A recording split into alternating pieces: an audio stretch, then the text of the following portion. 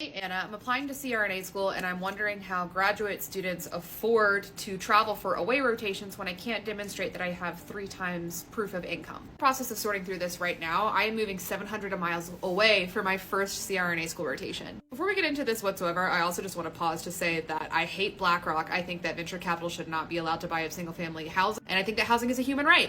Anyway, let's get into it. As to the 3 times rent thing, when you first start grad school, you can usually list last year's income when you were working as a nurse full time, and then also you can list your student loans. When you're going into these away rotations for a year and a half, if you are staying in places like hotels, Furnished Finder, Airbnb, you don't have to demonstrate that you make 3 times rent because it's like a short-term rental agreement.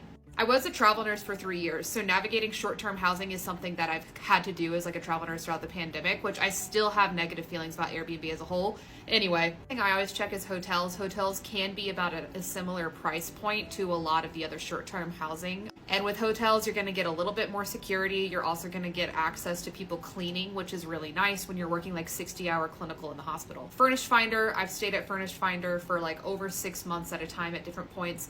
Facebook groups to get roommates or rooming situations. Also asking people within your program if anybody's renting out a house. Landing in Zeus are also options in some areas, but those are not everywhere. So with Furnished Finder especially, you can like share a room within a house, which is usually like in the $800-ish range, somewhere in there. I am going to be filming my move, so comment what you want to see and what you want to hear about when it comes to moving for CRNA school rotation. I do Q&A every Thursday over on IG.